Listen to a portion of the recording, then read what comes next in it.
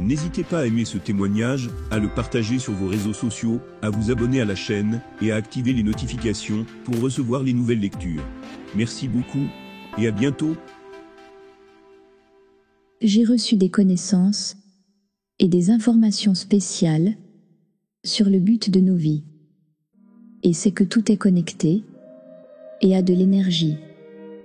Je n'ai pas non plus reçu d'informations sur la façon dont nous devrions vivre nos vies. D'après cette expérience, je pense que la couleur est importante, mais je considère que la beauté des sentiments est beaucoup plus importante. Il n'y a pas de mots. Vous êtes une pure énergie.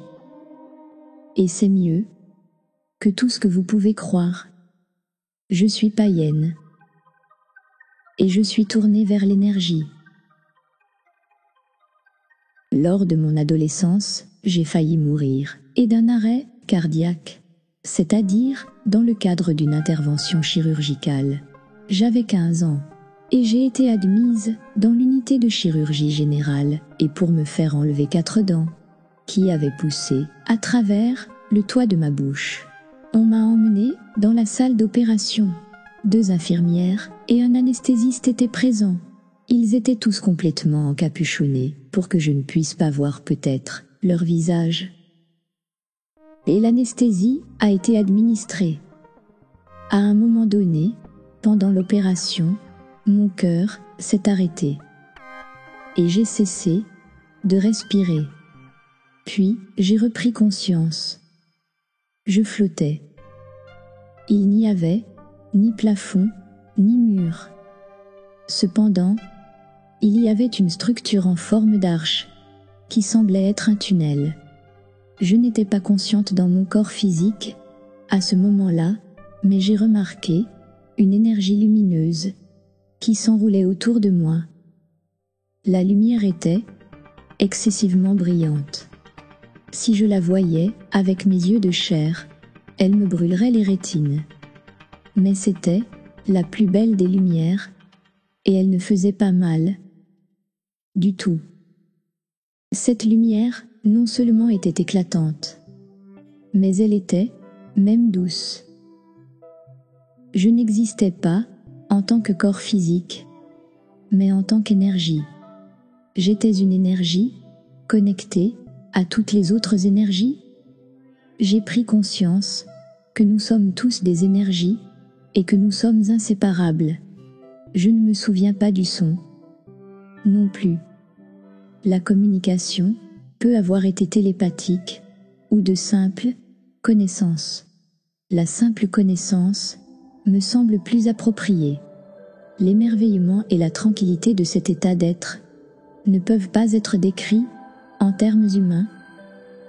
Cet endroit m'était familier, comme si j'étais déjà venue ici auparavant. Peut-être que c'est de là que je viens, je ne voulais pas y retourner. Mais je devais le faire. J'ai senti qu'on me ramenait dans la salle d'opération. Je ne voulais pas revenir. Je ne voulais pas quitter ce sentiment de perfection. Puis j'ai regardé le plafond de la salle d'opération pour voir ce qui se passait. Il y avait d'autres personnes. Je pouvais voir la fille lutter pour revenir à la vie. La machine lui donnait des chocs dans le dos, et elle avait l'impression de recevoir des coups de pied et des coups de poing. Et puis la fille était à nouveau immobile et sans vie. Je me souviens d'avoir pensé qu'elle était un peu méchante et grossière, car je l'ai vue frapper une infirmière au visage et tordre le poignet d'une autre. Ce n'est que lorsque j'ai pu m'éloigner d'elle que j'ai réalisé que la fille était moi. Je ne me suis souvenu de rien jusqu'à mon réveil le lendemain, et j'ai demandé si j'étais décédée, et on m'a répondu que quelqu'un viendrait me parler plus tard. Une infirmière est venue dans ma chambre d'hôpital, et je lui ai demandé « Comment va ton poignet ?» Elle a dit « Ça fait encore mal. » « Comment le sais-tu » J'ai dit « Je l'ai fait. Je l'ai vu par moi-même. » Je suis désolée. Et elle m'a dit, c'est vrai, tu l'as fait, mais pas de souci. Au fil de la conversation, elle a confirmé qu'ils avaient dû me réanimer, ou plutôt me ramener à la vie, pendant l'opération. Cette expérience m'a rendue très empathique et capable de capter leurs sentiments et leurs craintes. J'ai eu 3 ou 4 intuitions claires, mais dans l'ensemble, je peux en dire beaucoup sur les gens, leurs motivations et leurs intentions. Je peux dire ce qui manque dans un dossier, bref, toute information nécessaire, en n'importe quelle circonstance.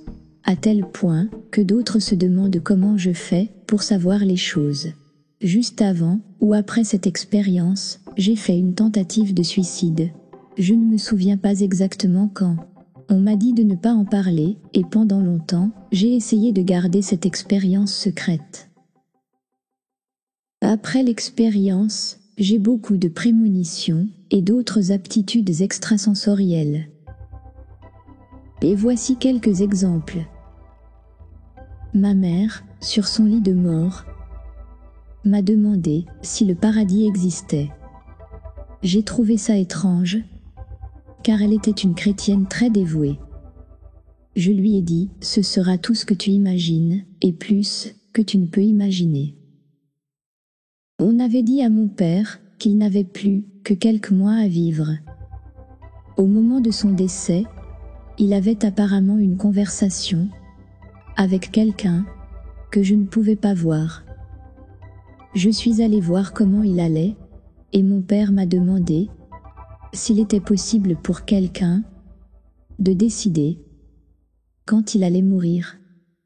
Je lui ai répondu que parfois oui. Et il est parti, moins de 10 minutes plus tard. Aussi je savais que ma grand-mère était décédée avant même qu'on me le dise.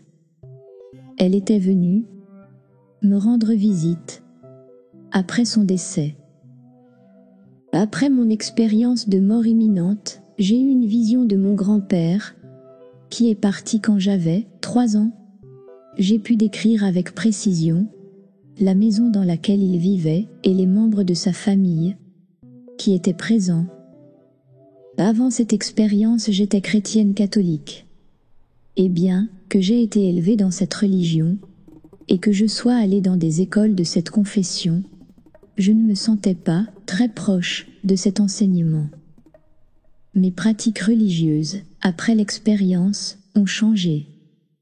Mais je ne sais pas si c'est lié à l'expérience ou si c'est une évolution naturelle.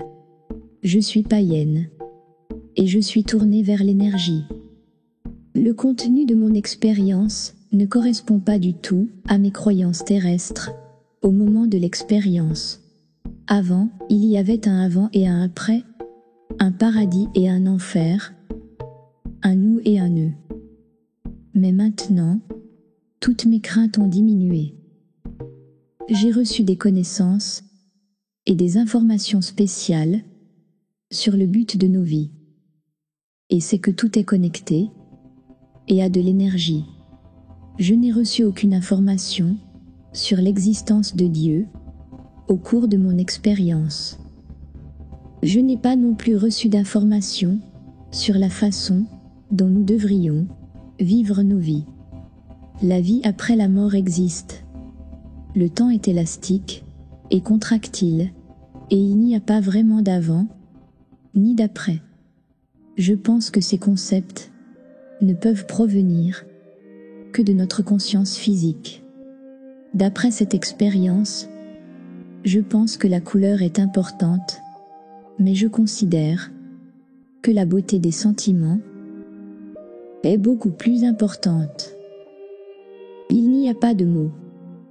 Vous êtes une pure énergie.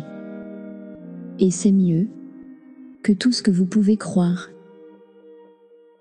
N'hésitez pas à aimer ce témoignage, à le partager sur vos réseaux sociaux, à vous abonner à la chaîne et à activer les notifications pour recevoir les nouvelles lectures. Merci beaucoup et à bientôt.